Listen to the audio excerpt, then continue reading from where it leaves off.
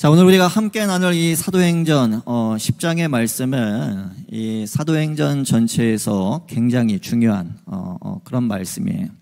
이 예루살렘에서 시작된 초대교회의 역사가 이 유대와 사마리아 지역에 있는 이 유대인이라는 테두리를 벗어나지를 못했는데, 자, 이제 그 역사가 이 이방들을 향해 나아가는 그런 결정적인 계기가 되는 바로 그런 말씀이기 때문에 그렇습니다.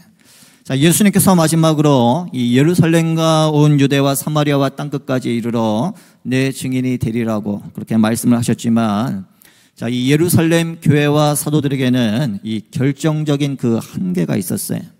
그러니까 유대인의 오랜 신앙과 간섭으로 인해서 이 이방인들에게는 나아갈 수 없다라고 하는 것입니다. 그러니까 이방인들이 자신들을 찾아오는 것은 어쩔 수가 없었지만, 이 자신들이 이방인들을 찾아가는 것은 이 상상도 할 수 없는 그런 일이었어요. 자, 그런데 하나님께서 예루살렘 교회의 지도자였던 이 베드로로 하여금 이 이방인 고넬료의 집을 찾아가게 하시고, 또 그들에게 이 복음을 전하게 하심으로써 이 그러한 한계를 이 넘어서게 하셨다라고 하는 것입니다. 자, 그래서 우리가 그 다음 11장 말씀을 보게 되면, 자, 이 일로 인해서 이 예루살렘 교회 안에 큰 소란이 일어나게 되고, 그리고 긴급 회의가 이 소집이 됩니다. 자, 그때 베드로가 이 자신이 겪었던 그 일을 이 그대로 전하게 돼요. 자, 그러면서 11장 그 18절 말씀을 보면 그 회의의 결론이 이렇게 나게 됩니다. 그들이 이 말을 듣고 잠잠하여 하나님께 영광을 돌려 이르되, 그러면 하나님께서 이방인에게도 생명 얻는 회개를 주셨도다 하니라. 아멘. 굉장히 중요한 말씀이죠. 예루살렘 교회와 사도들이 드디어 그들이 가지고 있었던 그 믿음의 한계를 넘어서게 된 것이에요.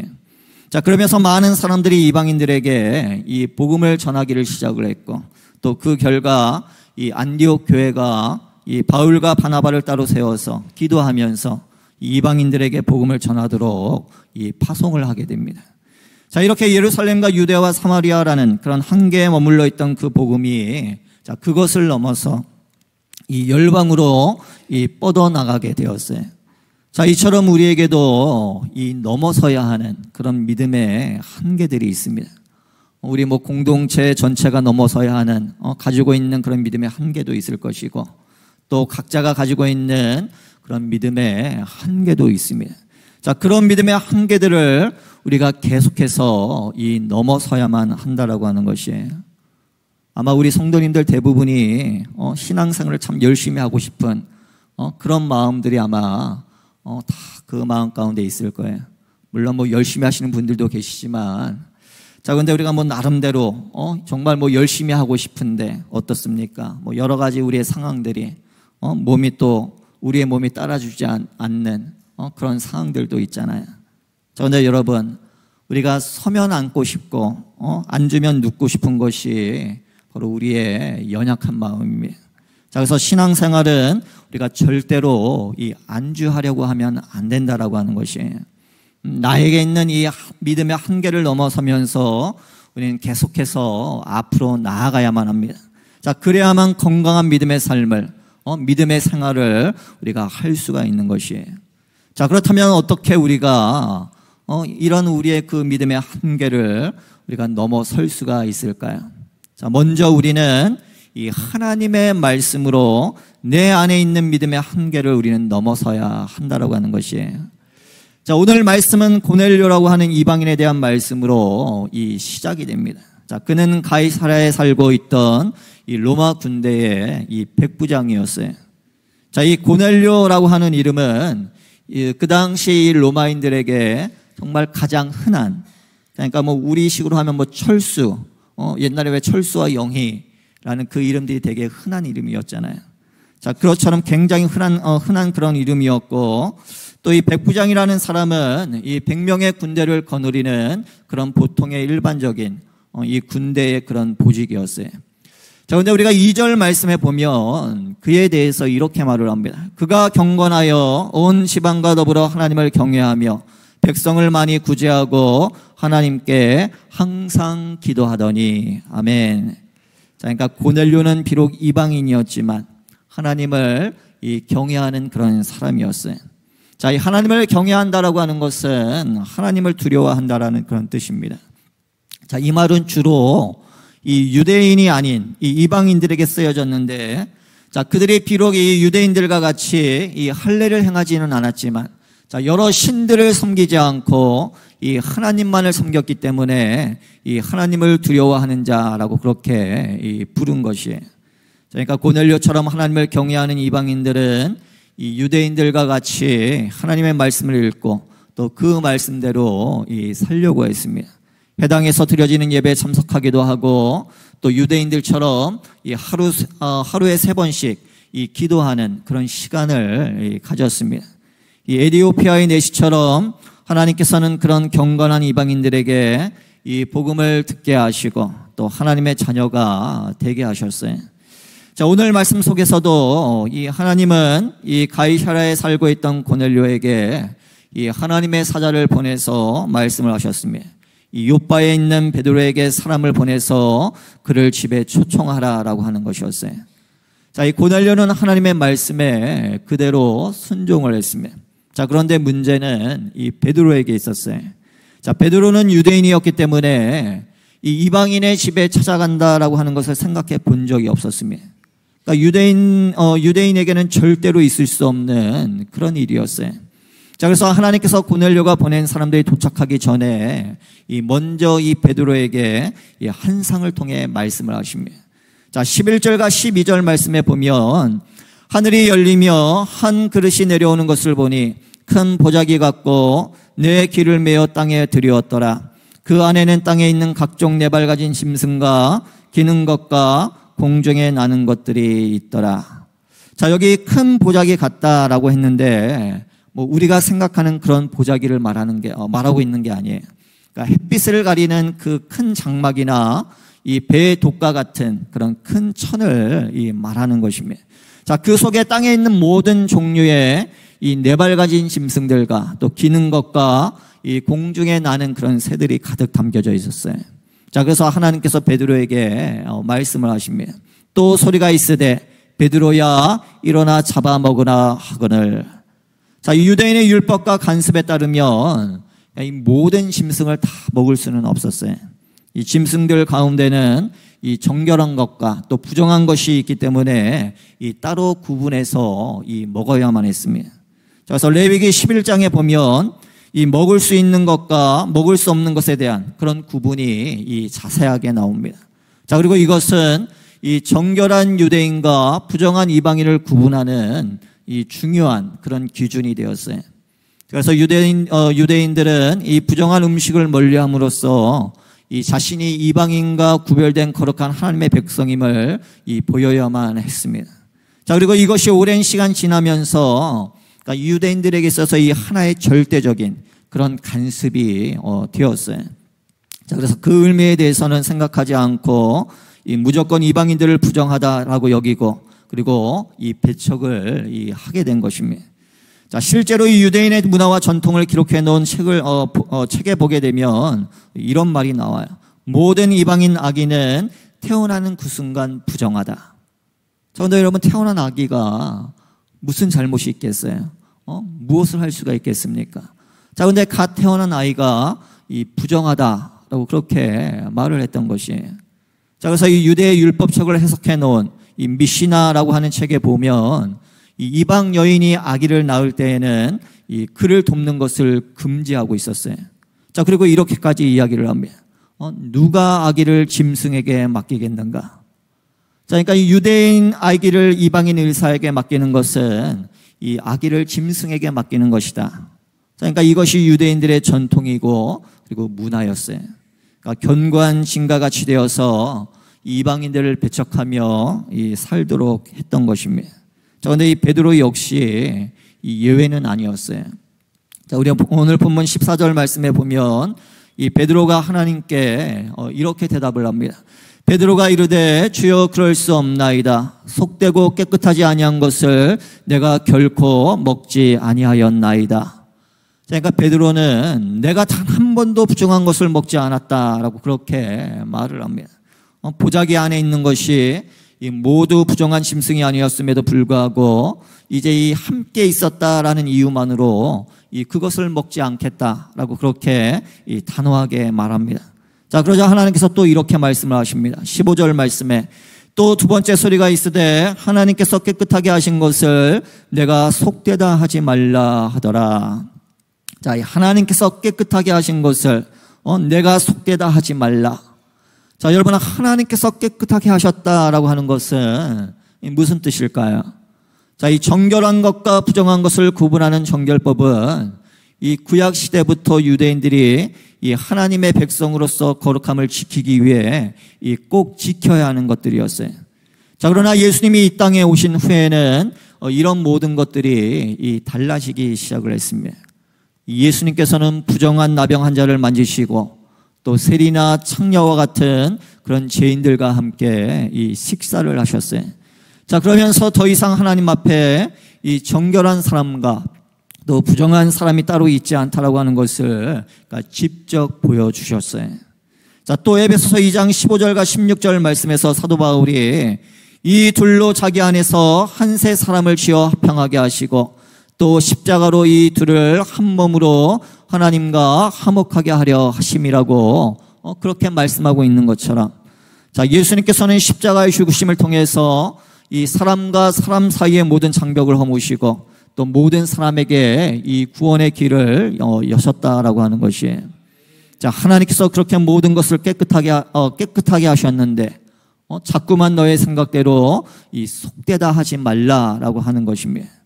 자, 실제로 예수님께서는 이 십자가에 죽으시기 전까지는 이 예루살렘과 갈릴리를 오고 가면서 이 유대인들만을 대상으로 이 복음을 전하셨어요.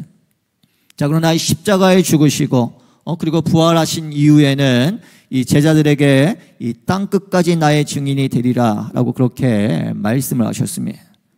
자, 여러분, 오늘 그 본문 마지막 16절 말씀에 보면 이런 일이 3번 있은 후라는 그런 말씀이 나옵니다.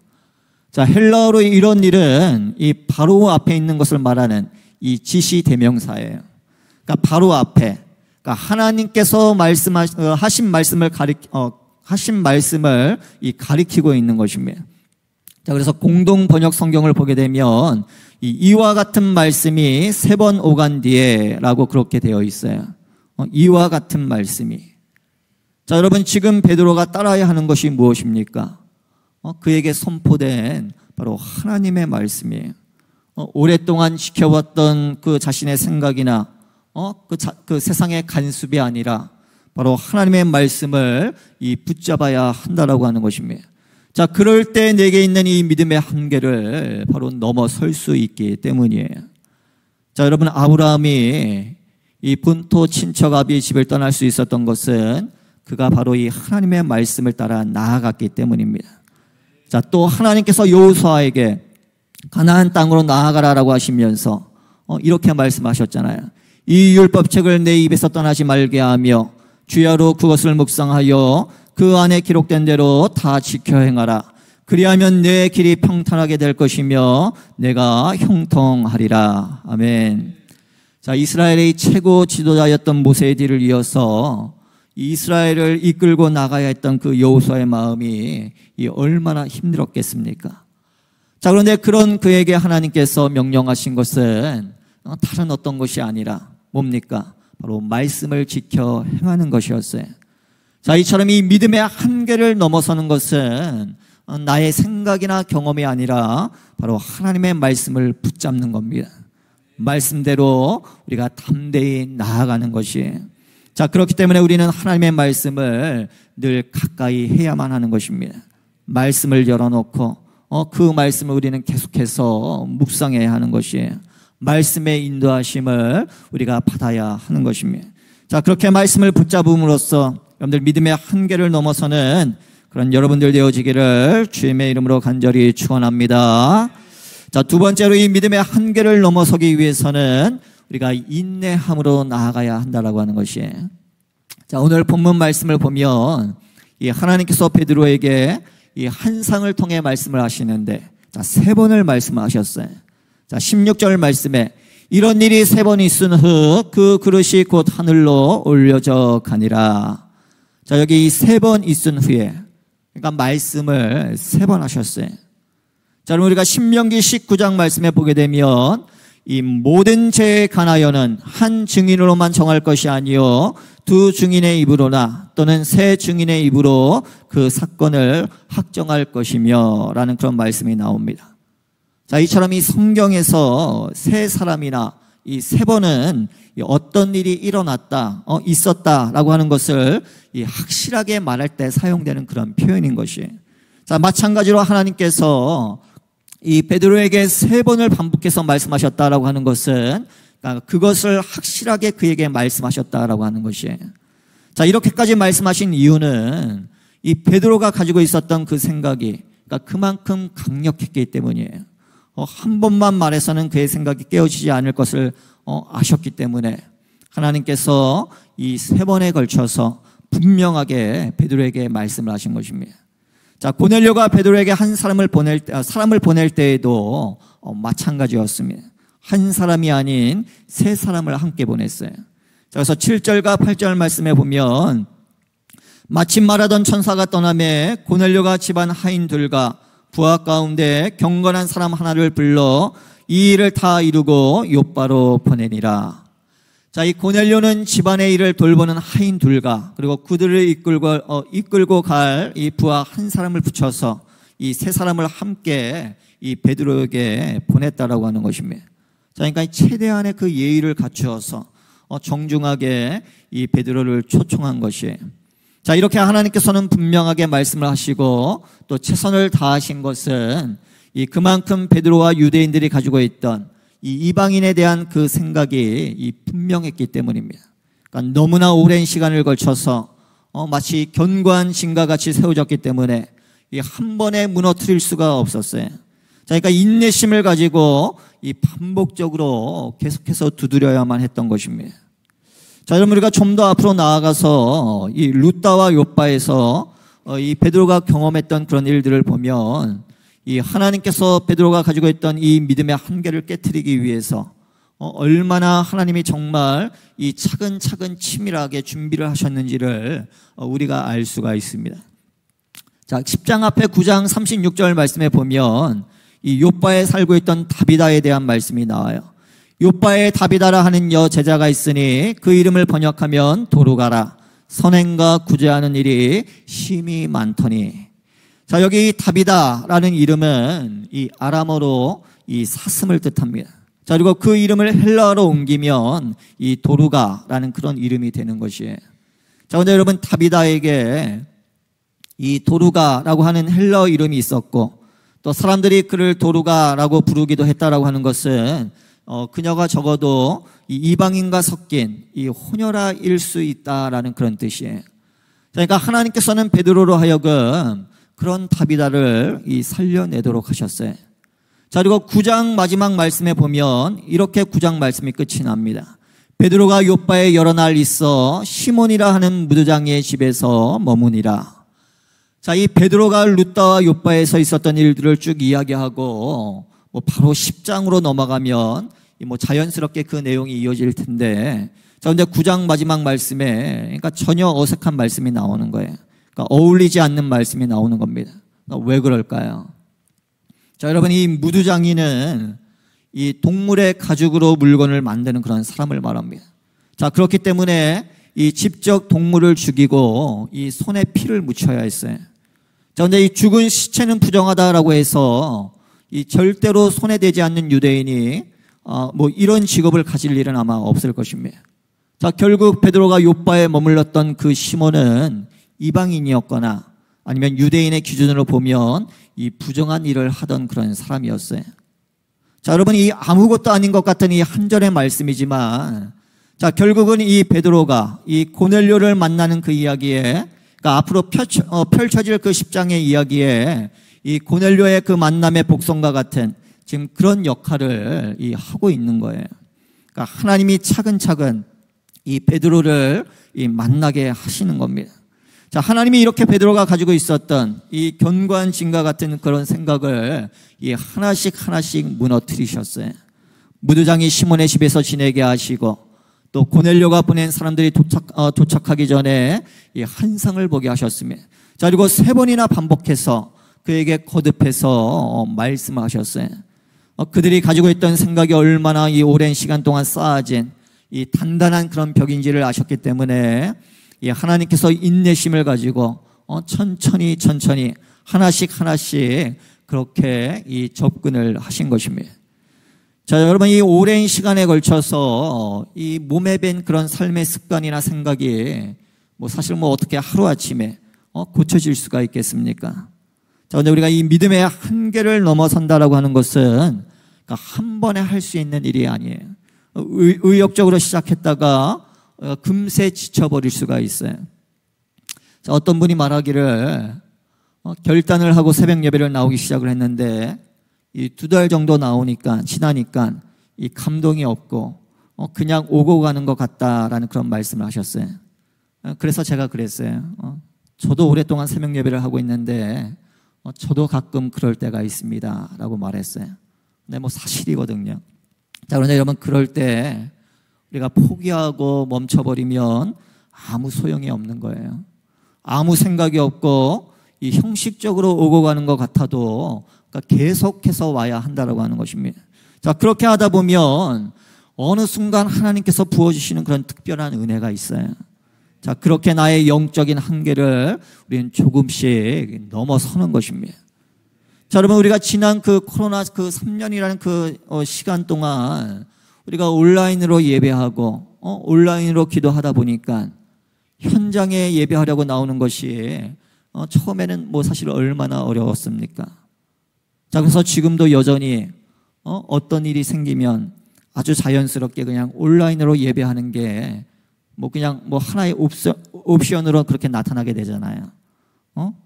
오늘은 결혼식이 있으니까, 약속이 있으니까, 가족 행사가 있으니까, 친교 모임이 있으니까, 몸이 좀 안 좋은데 그냥 온라인으로 예배 드리면 되지. 나중에 예배 드리면 되지. 그런 마음이 자꾸 내 안에 그런 유혹들이 온다라고 하는 거예요. 자, 그렇기 때문에 우리가 그러한 시간들, 예배에 나오려고 하는 마음을 주저앉게 하는 그런 시간을 넘는 것도 사실은 너무 힘든다라고 하는 것입니다. 자, 그러니까 우리가 꾸준히 계속해서 의지적으로 나오셔야 돼요. 의지적으로 하나님 앞에 우리가 나와 기도해야 되고, 의지적으로 하나님 앞에 현장에 나와 우리가 예배드려야 되고, 또 의지적으로 자꾸 사람을 만나고 복음을 전하고 자꾸 도전하고 우리가 계속해서 그렇게 앞으로 나아가야만 한다라고 하는 것입니다. 자, 여러분, 창세기 말씀에 보면 하나님께서 보낸 사자들이 아브라함에게 내년 이맘때 내가 반드시 내게로 돌아오리니 내 아내 사라에게 아들이 있으리라 라고 말하는 그런 말씀이 나와요. 자, 근데 그때 사라가 장막 밖에서 우연히 그 말을 듣게 되었어요.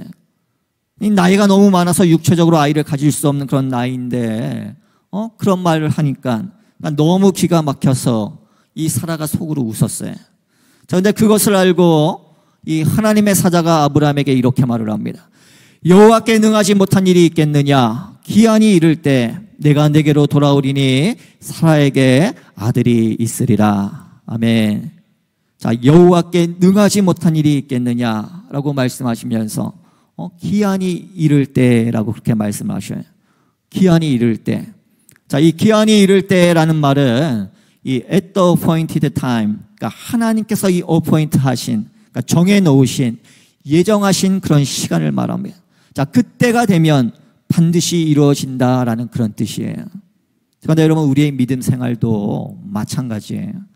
쉽게 되는 것 같지 않지만, 더디 가는 것 같지만, 반드시 하나님께서 정해 놓으신 그 어포인트한 그 시간이 있다라고 하는 것입니다. 자, 그때가 되면 하나님께서 물꼬를 트시는데, 자, 하나님께서 정말 놀랍도록 그 물꼬를 트신다라고 하는 거예요.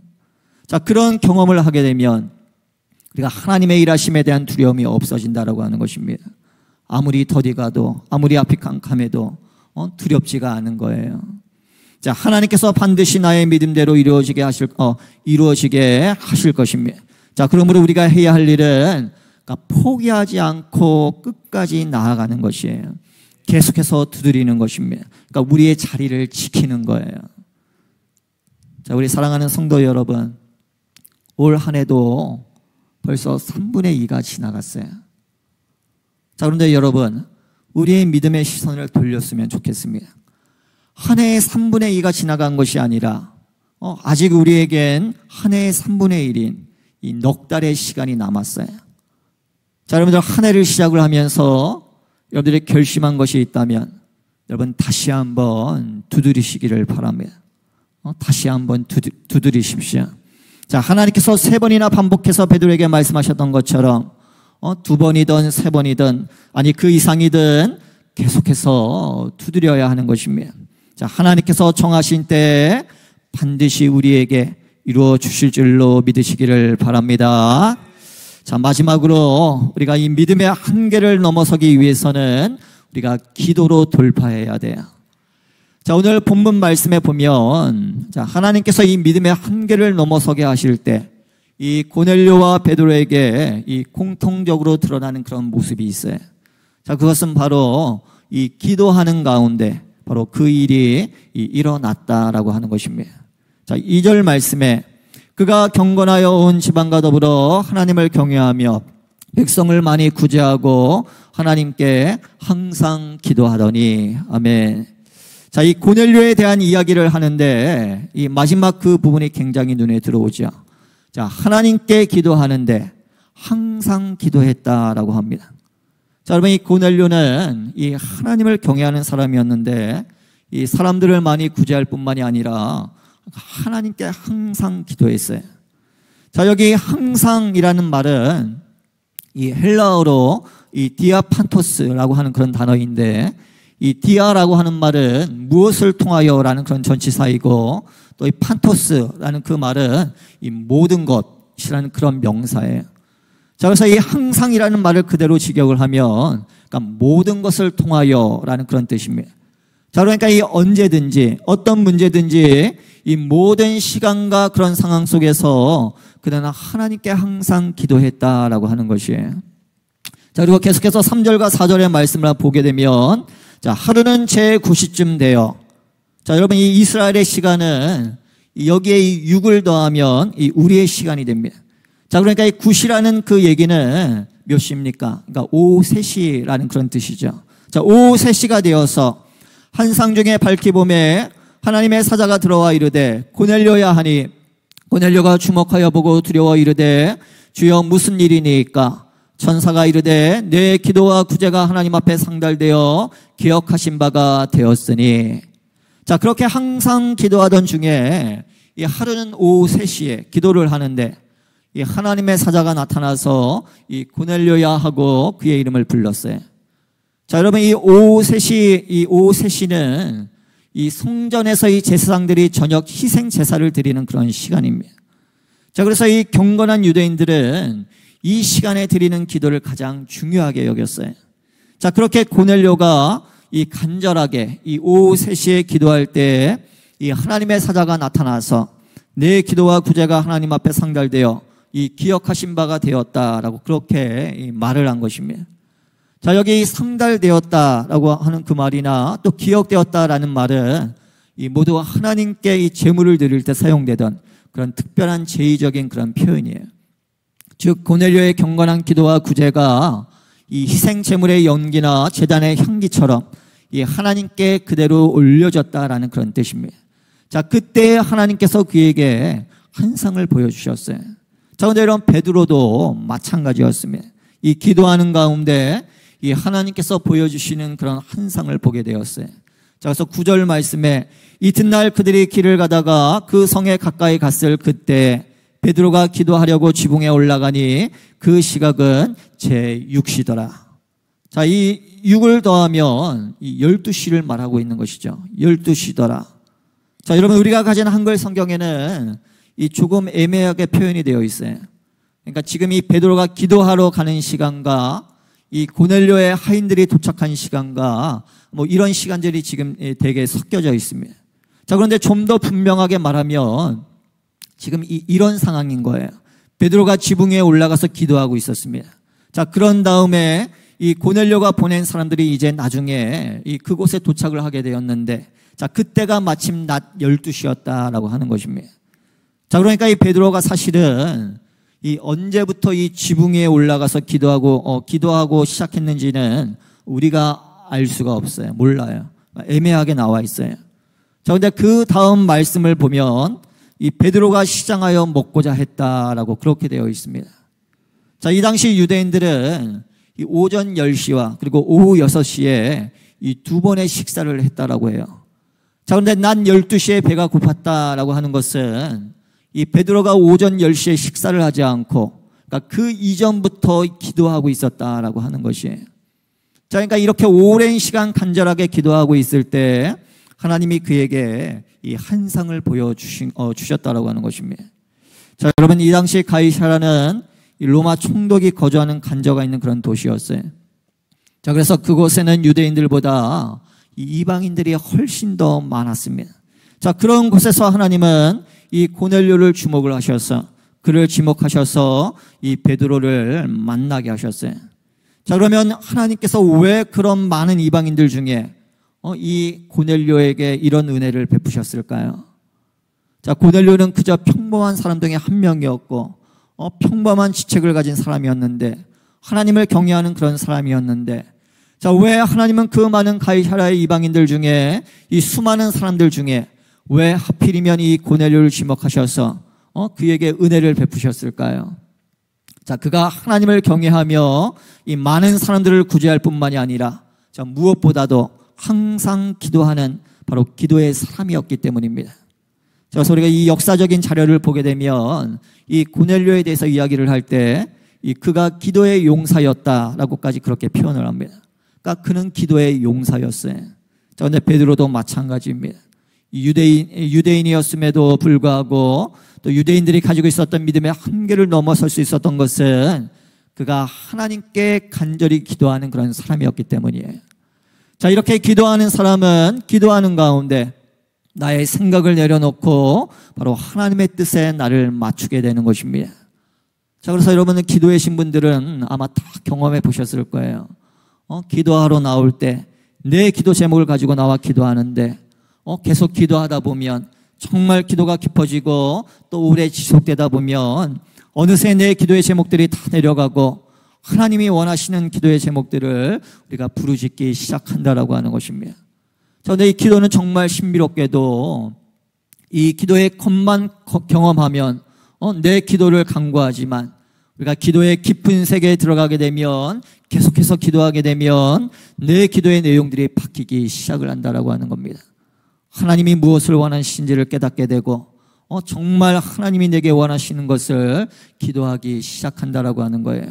자, 그것이 정말 하나님께 기도하는 겁니다.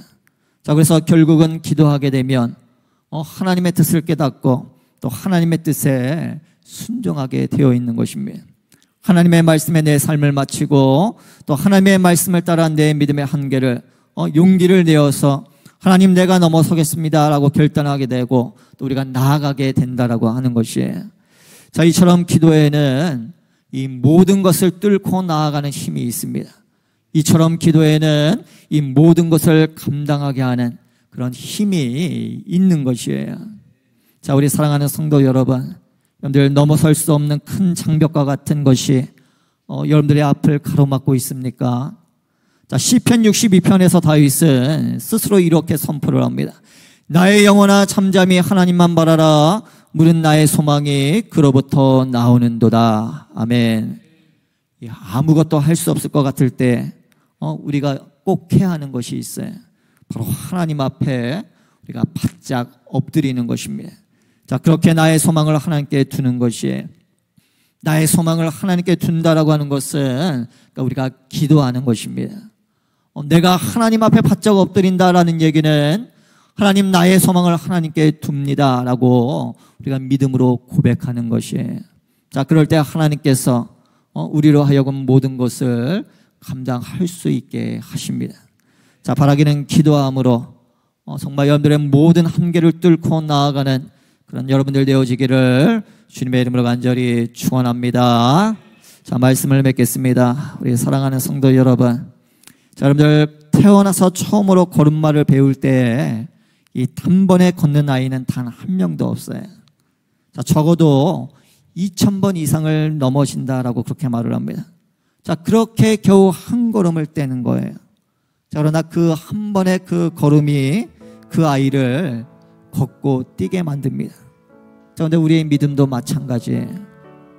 여러분들 여기까지 오는데 얼마나 많은 어려움들이 있었습니까? 자, 그런데도 우리가 감사한 것은 하나님께서 한 번도 우리로 하여금 그대로 주저앉게 하지 않으셨다라고 하는 거예요. 한번 생각해 보십시오. 그렇게 힘들 것 같고 넘어서지 못할 거라고 생각을 했는데, 그런데 하나님은 한 번 더 돌아보면 나는 힘들 것 같은데 한 번도 나로 하여금 주저앉지 않게 만들어 주셨어요. 한 걸음 한 걸음 믿음으로 나아갈 수 있도록 우리를 도와주셨어요. 매번 믿음의 한계를 넘어서도록 하나님은 우리를 도와주셨습니다. 베드로와 고넬료가 넘어서야 했던 이 믿음의 한계는 결코 만만한 것이 아니었습니다. 견고한 진과 같이 절대로 넘어설 수 없는 거대한 장벽과 같았어요. 자, 그러나 하나님은 그들로 하여금 결국은 그것을 넘어설 수 있도록 해주셨다라고 하는 것입니다. 자, 그래서 그 이후에 펼쳐질 일들을 더욱 기대가 되는 것입니다. 넘어서고 싶은데 넘어설 수 없는 그런 믿음의 한계를 여러분들 직면하고 계십니까? 나의 생각이나 경험이 아닌 하나님의 말씀만을 붙잡으시기를 바랍니다. 사람의 말과 세상의 소리에 귀를 기울이지 마시고 하나님 앞에 기도로 바짝 엎드리시기를 바라요. 자, 그렇게 포기하지 않고 끝까지 견뎌내면 하나님께서 반드시 하나님이 정하신 때 넘어가게 하실 줄로 믿습니다. 자, 그렇게 믿음의 한계를 넘어서는 그런 우리 모두가 되어지기를 주의 이름으로 간절히 축원합니다.